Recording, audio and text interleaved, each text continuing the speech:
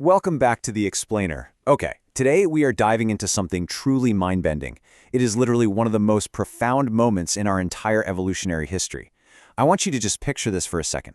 The very first human ancestor standing on a shoreline, looking out at a roaring expanse of water with absolutely no other side. Not a river, not a lake, a boundless ocean. How in the world did our ancestors' brains process an environment that completely defied everything they had ever known? Seriously, what happens when your brain just entirely runs out of map?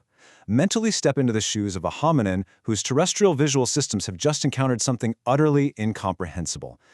For millions of years, our minds evolved to understand boundaries, edges, contained spaces, and then suddenly, there's just water. Moving, roaring, stretching out literally forever, curving away with the earth itself. It's a genuinely novel kind of wonder and a genuinely novel kind of fear. Okay, let's dive into this. Section 1. The Sensory Anomaly, a World Without Boundaries. Now we have to realize this wasn't just a single, tidy Hollywood moment where one person discovered the ocean and ran back to tell everyone.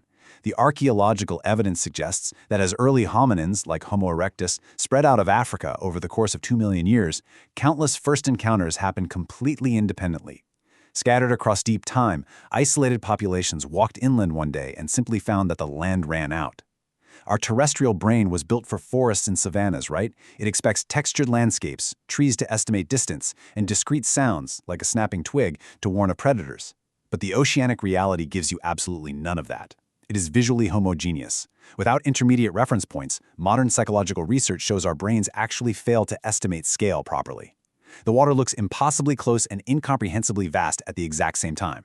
Add in the continuous layered roar of the waves, sound without a clear beginning, end, or discrete event, and you get total perceptual overload. Which brings us to Section 2. Fast fear versus slow unease, the architecture of human emotion. Now you might be thinking the natural reaction to this massive perceptual overload would be absolute terror, just sheer panic. But to understand why the ocean didn't trigger a simple fight or flight response, we have to look at the fascinating neuroscience of fear. We essentially have two distinct pathways of fear in the brain. The first is the fast pathway. It takes milliseconds. It's hardwired for evolutionary threats, like the shape of a snake or the sudden growl of a predator. You jump back before you even consciously think about it. But there's no hardwired evolutionary alarm for a flat expanse of water. So early humans had to rely on the second step, the slow pathway. This is cognitive appraisal. The brain frantically flips through its existing mental filing cabinets, trying to understand what it's seeing. When it can't find a match, it produces a slower, sustained cognitive struggle, basically a deep, lingering unease. And that leads us to Section 3, the neuroscience of awe, confronting the incomprehensible. So the crucial point here is that this deep unease, that lack of an immediate escape reflex, birthed an entirely new emotional category for our species: awe. Modern psychologists have identified two core components of awe. First, vastness, encountering something dramatically larger than yourself. And the ocean is the ultimate example of pure physical vastness on Earth. Second is the need for accommodation. Your existing mental frameworks are completely inadequate, which forces a kind of cognitive flexibility. You literally have to expand your mind to process what you're seeing. It's this wild mix of fear, wonder, and a strange kind of pleasurable disorientation. All right, Section 4, myth as a cognitive tool, personifying the abyss. Obviously, human beings couldn't remain frozen on the beach in a state of sustained unease forever, right? They had to survive, they had to adapt, and they did so by using their deep-seated knack for social storytelling to make the incomprehensible tractable. Instead of accepting the ocean as a terrifying, physical, agentless force of tides and winds, human cultures universally personified it. The ancient Greeks gave us Poseidon, an ocean with actual moods and motivations. Norse mythology populated the sea with the world serpent Jormungandr and the sea giant Aegir. We are, at a very deep level, narrative processing animals. But giving the ocean a face and a mood, our ancestors transformed an abstract fluid dynamic into a social relationship. This wasn't primitive ignorance at all. This was a highly sophisticated cognitive tool that allowed us to finally engage with the abyss.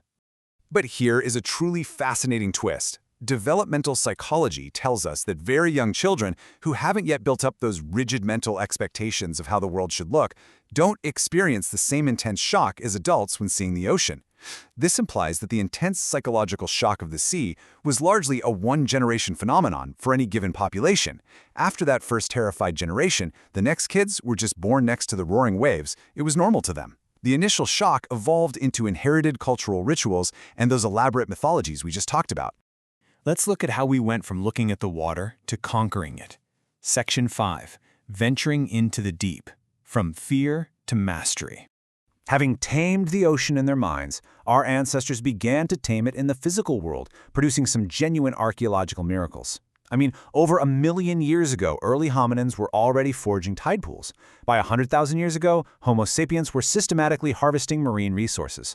And then, 65,000 years ago, the absolute unthinkable happens, the colonization of Australia. This required deliberately crossing at least 100 kilometers of open water without seeing the other side. Just think about the sheer technological and psychological courage required to leave solid ground, remove every fixed point of reference, and paddle out into the complete unknown. No way, right? But they did it.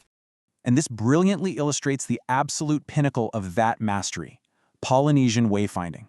Polynesian navigators eventually conquered thousands of kilometers of the open Pacific Ocean without a single modern instrument. They essentially turned the void into a map. They read star patterns, memorized the rhythms of wave swells bouncing off unseen islands, decoded cloud formations over distant lands, and tracked bird flight paths. They stripped away every psychological anchor to land and still confidently found their way. Which perfectly sets up Section 6, the language of mastery, a linguistic fossil record. So how do we know this cognitive transformation from absolute terror to intimate mastery was so complete? Well, human cultural language evolution serves as the ultimate fossil record. Traditional Polynesian languages contain literally dozens of distinct terms just for specific wave types, current patterns, and oceanic conditions. Remember, to a terrestrial brain, the ocean is just an undifferentiated, overwhelming visual blank slate. But over generations of adaptation, humanity transformed that terrifying blank slate into a richly detailed information landscape, demanding dozens of highly granular words just to describe its meaningful variations. It's a real game changer.